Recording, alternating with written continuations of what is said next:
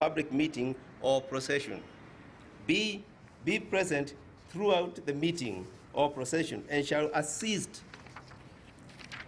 the police in the maintenance of peace and order at the meeting or procession.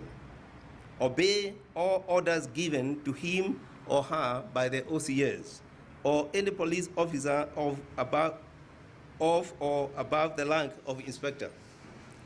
At all times, bind themselves to be peaceful and non-violent, and shall keep to the designated places of public meetings or public processions. 2, that any person who so elects to attend or participate in a public meeting or a procession shall, pursuant to the law and in particular Section 5 of the Public Order Act, A, exercise a high degree of civic duty and responsibility and not to be in possession of any weapon. At all times, B, at all times, bind themselves to the peaceful and non-violent, bid themselves to be peaceful and non-violent, and shall keep to the designated places of public meetings or public processions.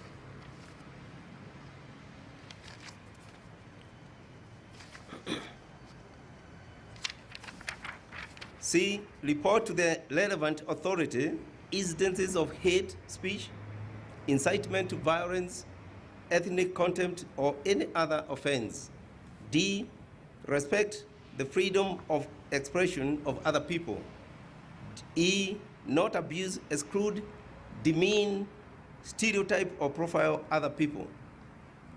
F, not propagate insurgency and socioeconomic hostility among and between Kenyans. G, maintain strict observance of the law of the safety and well-being of everyone present.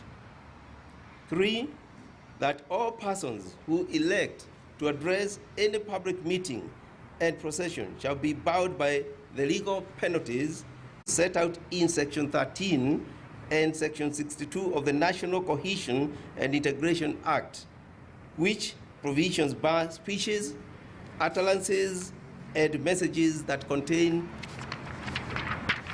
A, offensive, abusive, insulting, misleading, confusing, obscene, or profane language. B, inciting, threatening, or discriminatory language that may or is intended to expose an individual or group of individuals to violence, hatred, hostility, discrimination, or ridicule on the basis of ethnicity, tribe, race, color, religion, gender, disability, or otherwise. C, attacks on personal rights that trigger discrimination on the basis of their ethnic background, economic status, race, religion, or association. 4, that all media outlets shall be held responsible for all the content that they publish and or broadcast pursuant to the Section 62 of the National Cohesion and Integration Act, as read together with the guidelines for monitoring hate speech in the electronic media issued by the National Cohesion and Integration Commission. Accordingly, the media shall A, not publish words intended to incite feelings of contempt, hatred, hostility, violence, or discrimination against any person or group or community on the basis of ethnicity or race.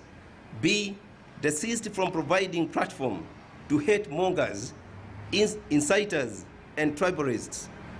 D, C, practice responsible and conflict-sensitive reporting.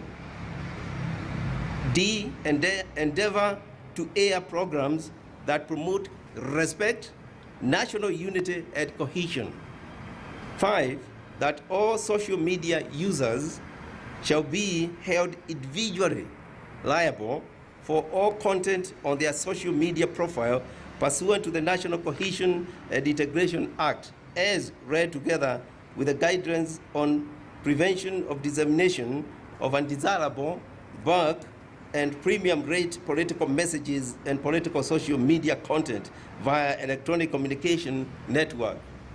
In that regard, every social media user shall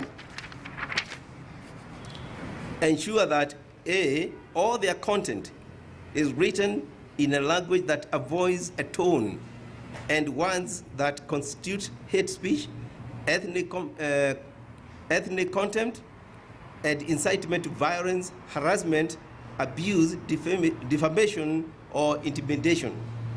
B, before forwarding and or sharing any messages, authenticate and validate the source and truthfulness of their content so as to limit information that might spread rumors, mislead, or is not supported by any facts.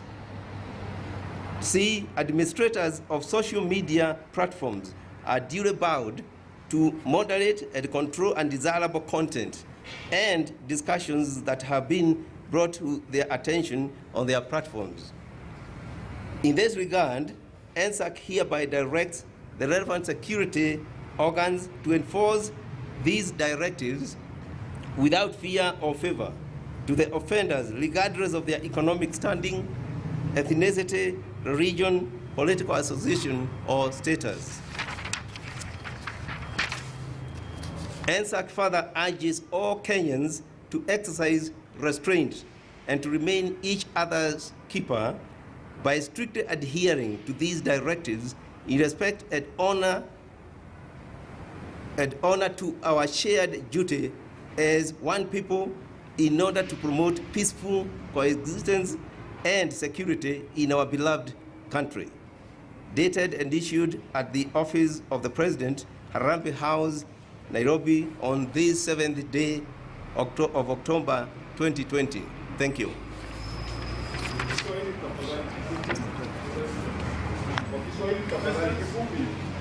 Question, sir. But the Office of the President has been accused